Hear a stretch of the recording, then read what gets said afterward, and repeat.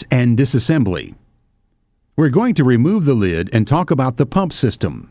This is a DGT-style pump system. This is the pressure relief valve. The pickup tube goes down into the bottom of the hopper. This is the pump itself, and this is the pressure connecting tube. To remove the pump from the machine, you'll first depress the pressure relief valve to relieve any pressure that may be built up in the system. Pull the stem back out. Then, holding the vertical tube with your right hand, use your left hand to push the short tube into the vertical tube. Twist it to approximately a 45-degree angle, then pull up. Then we can remove the connecting tube from the vertical tube, which has the check valve and 2 O-rings on it. To remove the pumps from the machine, grasp the pump, rotating clockwise about 30 degrees, then pull the pump forward, and this will remove the drive shaft, the pump seal, and the pump assembly itself. Repeat the same procedure for the right side. These 2 pumps are interchangeable, so it doesn't matter which pump goes in which side. The only piece that is not interchangeable is the vertical tube. The straighter tube goes in the right-hand cylinder hopper. The tube with the sharp end goes in the left-hand hopper. Otherwise, all the parts to the pump, the pickup tube, the drive shaft, are all interchangeable. We've removed the pumps from the machine. Now we're going to use our O-ring removal tool and separate all the O-rings from the parts, and we'll need to further disassemble the pumps. We'll take the O-ring off of the pressure relief and remove the O-ring from the pressure tube. Remove the check valve, and then lay the pressure tube down. The tube that goes into the hopper has 2 O-rings, so remove those. Repeat the same process on the other side. Remove all the O-rings. Now disassemble the pumps. Start by pushing in on the pickup tube. Rotate the tube counterclockwise until the slot lines up with the hook. Remove the pickup tube, the pressure spring, and the pressure valve from the pump. Then use the O-ring tool and remove the O-ring from the pickup tube. Remove the drive shaft from the pump. Remove the seal from the pump. Remove the 2 thumb screws. Separate the 2 halves of the pump. Remove the O-ring from the body of the pump using the O-ring tool. Then remove the drive gear and the driven gear. Repeat the same process for the second pump. One important thing to point out is the drive shafts have a ceramic coating where the seal rides on the shaft. If you drop the shaft and crack the coating, the shaft must be replaced. This is the part that is very critical to the operation of the machine. So like all the parts, you want to keep a firm grip and handle these parts with care. Now we'll remove the beaters. Start by taking the retainer's knobs off the dispensing door. Remove the door from the machine. Remove the O-ring from the rod that holds the handles on. Pull the rod out. Pull up on the handle to expose the piston. Then lay the rod to the side. Remove the piston. Remove the O-rings. Then remove the rod from the center piston handle. Pull up on the handle to expose the piston. Remove the O-ring from the piston. Then completely remove the rod. At this point, pull the second piston out.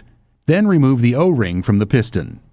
Be careful to lay the pistons in a place where they don't roll off the table because they're easy to damage. Remove the O-rings from the back side of the faceplate. Grasp the beater and pull it out with 2 hands, being careful to support the back end so the shaft doesn't drop and damage the cylinder. Remove the beater seal from the back and grasp the scraper blades and rotate them up to release them from their clips. Grab the idler and pull it out of the end pusher.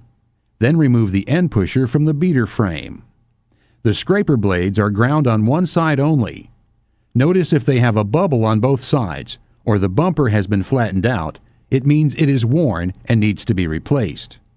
These are to hold the scraper against the cylinder walls, and when they flatten out, they don't have the pressure that they should have. Now return and remove the second beater, repeating the same process. The machine is now disassembled except for removing the drip tray. Remove the shelf from the machine so you can clean behind the shelf that faces the machine. Be sure to clear out any spillage that might have happened during the operation of the machine. Wash the parts in warm water, then air dry them. Assembly. Put the support tray back on the machine. Then assemble the drip tray and lay it on the machine.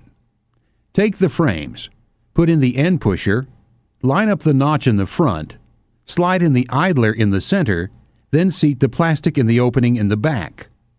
Take the scraper blades and roll them in one at a time, supporting it with care. Put some lube on the back of the shaft, rubbing it around to distribute it. Then put on the beater seal. Put more lube on the back side of the beater seal, and that will complete the beater. Slide it back in and line it up with the opening in the back shaft.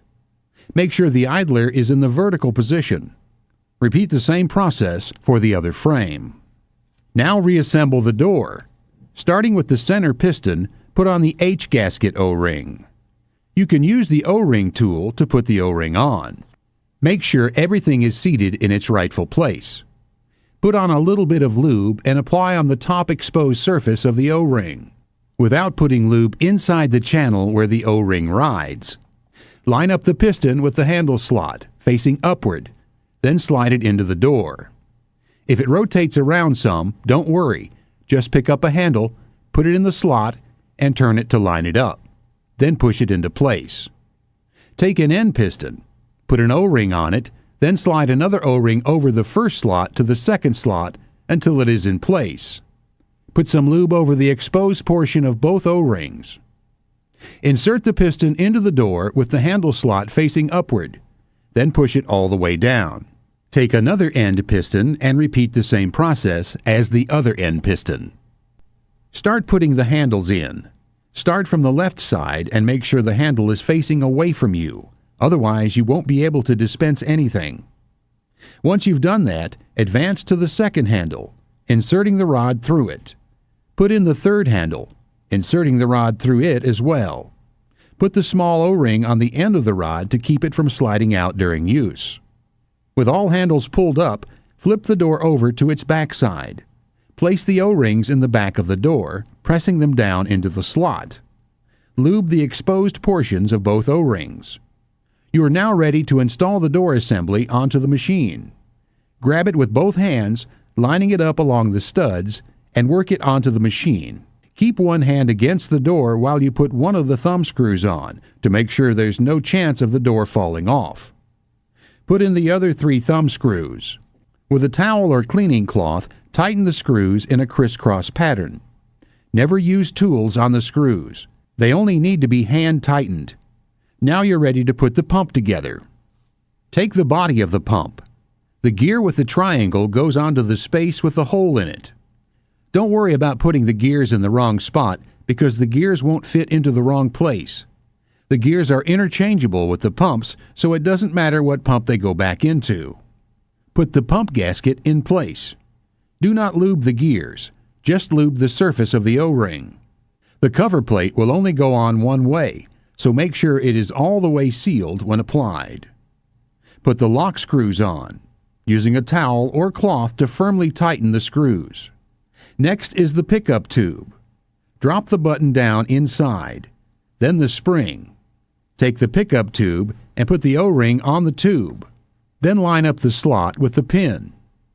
Push the pickup tube down and turn the handle where it points straight out towards you. Now go to the second one. Next, put back in the pump seals. Put some lube around the inside of the pump seal so that it seals against the shaft. Put some lube around the outside to help form a seal in the body of the pump. Take the second pump and do the same process. Take the shafts and insert them into the machine and twist them until they go into the pump drive in the back. Take the 2 pickup tubes, which get 2 O-rings each, and apply them to each pickup tube. Now slide the O-ring onto the short tube that goes between the pickup tube and the pump. One end is larger than the other. The large end is the one that receives the check valve. Use your O-ring tool to snap it into place. Do the same for the second short tube. Going over the top, put on an O-ring for each tube. Then go over the back and put on an O-ring for both tubes. Put a little lube over both O-rings' exposed surfaces. Stand both tubes upright. On both pressure reliefs, insert an O-ring on the back side. Put a little lube on both O-rings. Drop them in each pickup tube and pull them through. You're now ready to put the parts back into the machine. Though it isn't necessary, for convenience, take the shaft out, put it into the pump, slide it in, rotating it to the right until the shaft engages. Then rotate it back to the left until it catches the hook that secures over a pin. Do the same thing for the second pump. Next, install the pickup tube. Stick the short pump pipe into the pickup tube. Engage it into the slot in the bottom of the hopper. Turn it to where everything lines up. Then slide the short tube until it engages into the pump. Do the same for the other side. Push the pressure relief pins in. Sanitizing the machine and final steps. Remove the pickup tube from the hopper. Pour sanitizer into the hopper and let it flow down into the cylinders. Turn on the beaters, which also run the pumps. Now it will circulate the sanitizer through the pumps, rotating the beaters in the sanitizer. Brush the cylinder walls with a brush in the outer pump mechanism, exposing everything to the sanitizer for 2 minutes. When you finish one side, do the other. Drain out all of the sanitizer. Pour in a small amount of mix to flush out any residual sanitizer. After all the bubbling has stopped, that means the cylinder is full. Engage the pumps and prime the 2 pumps before you put the pressure tube in. Then start the machine. Now you've primed the pumps and put the machine in automatic. It will begin pressurizing the cylinders. The compressors will turn on, and it will show the HOT value.